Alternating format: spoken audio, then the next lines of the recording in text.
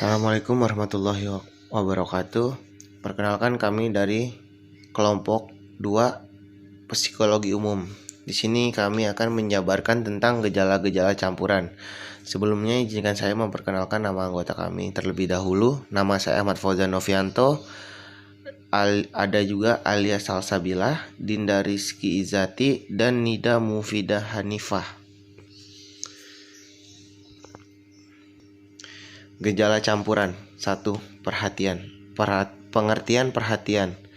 Dalam istilah psikologi, perhatian dapat diartikan sebagai suatu reaksi yang dilakukan oleh organisme atau kesadaran seseorang. Perhatian ialah konsentrasi atau aktivitas jiwa kita terhadap pengamatan, pengertian, dan sebagainya dengan mengenyampingkan yang lain. Macam-macam perhatian. Perhatian spontan dan disengaja.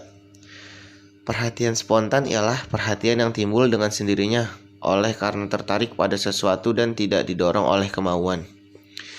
Perhatian disengaja ialah perhatian yang timbul didorong oleh kemauan karena adanya tujuan tertentu. Biasanya ditujukan kepada sesuatu objek. Perhatian statis dan dinamis. Perhatian statis ialah perhatian yang tetap terhadap sesuatu. Terdapat orang yang dapat menyurahkan perhatiannya kepada sesuatu seolah-olah kekuatannya.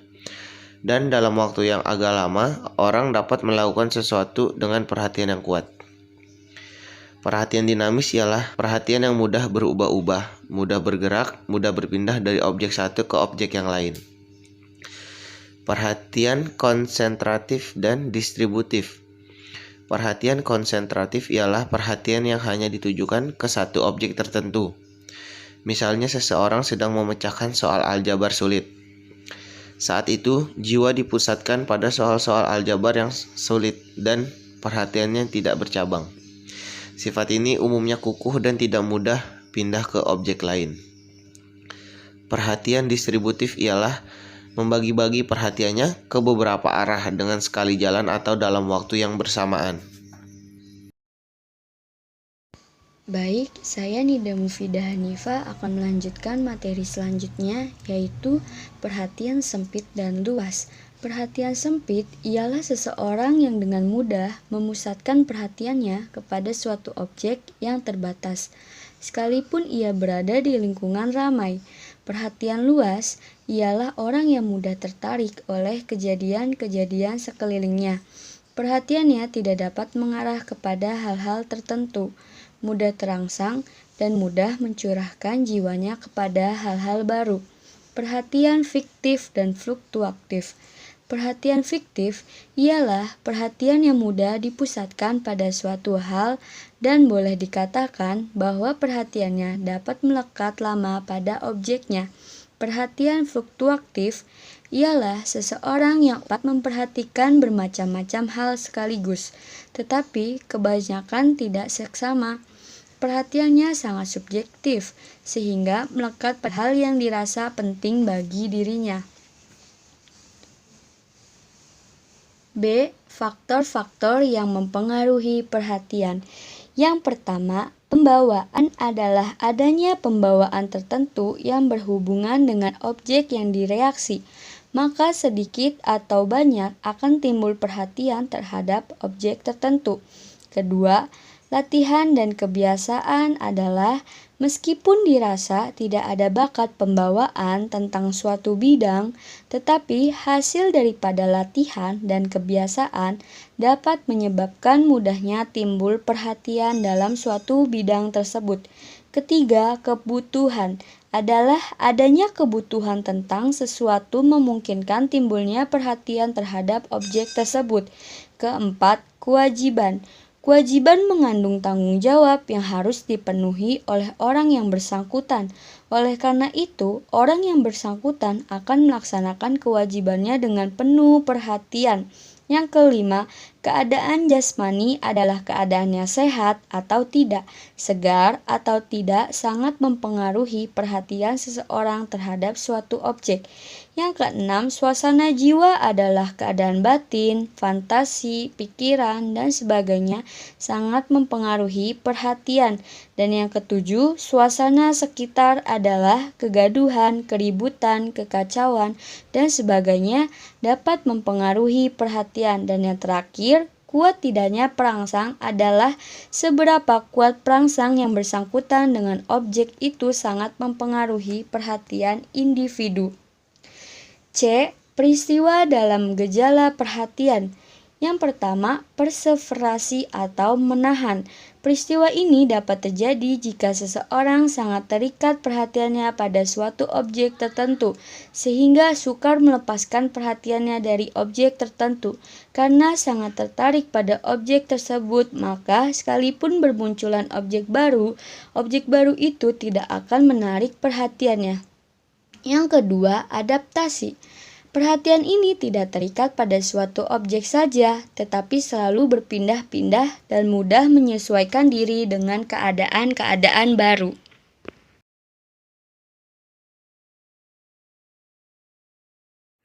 C. Osilasi. Osilasi adalah keadaan perhatian yang tidak tetap, timbul tenggelam, kuat kendur, dan sering terputus-putus.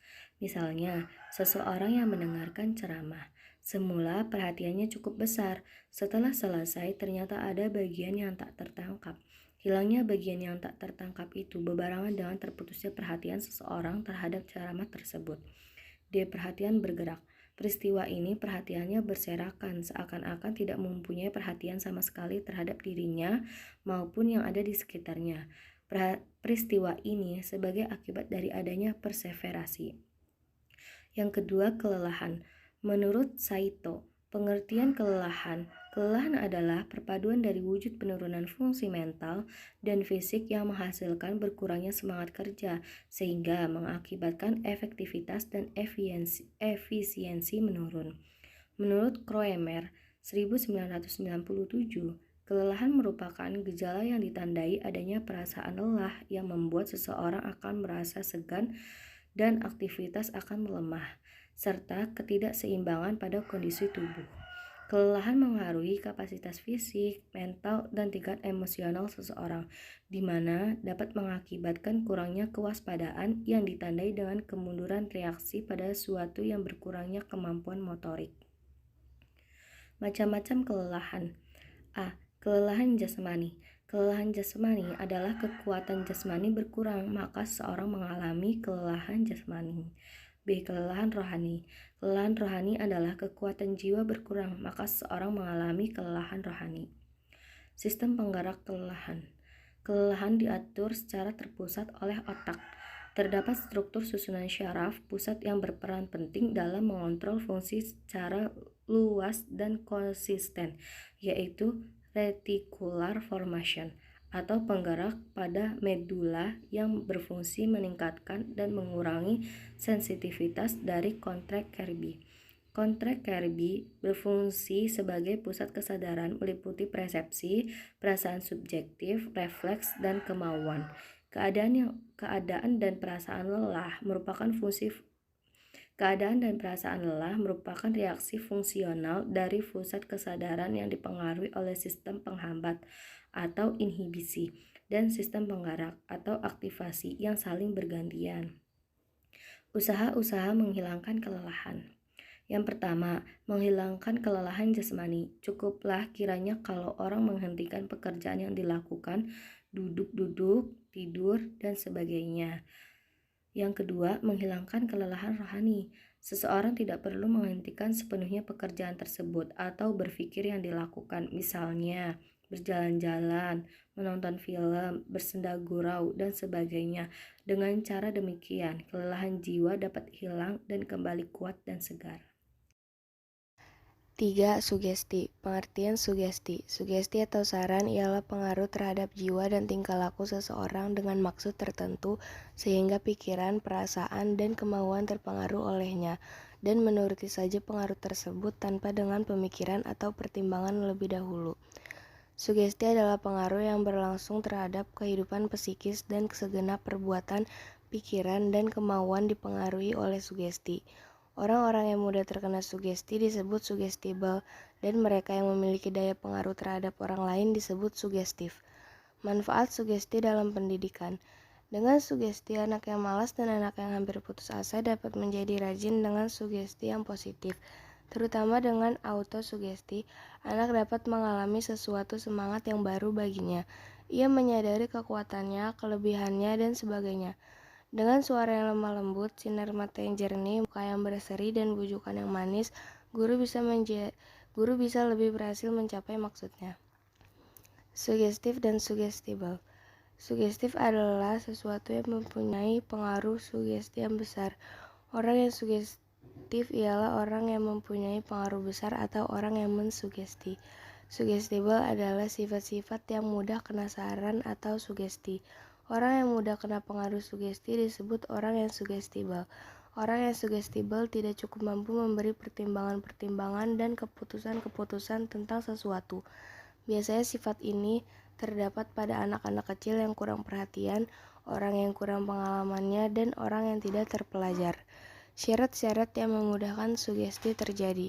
Sugesti karena hambatan berpikir, sugesti karena mayoritas, dan sugesti karena keinginan untuk meyakini dirinya sendiri. Sekian presentasi dari kelompok 2, kurang lebihnya mohon maaf. Wassalamualaikum warahmatullahi wabarakatuh.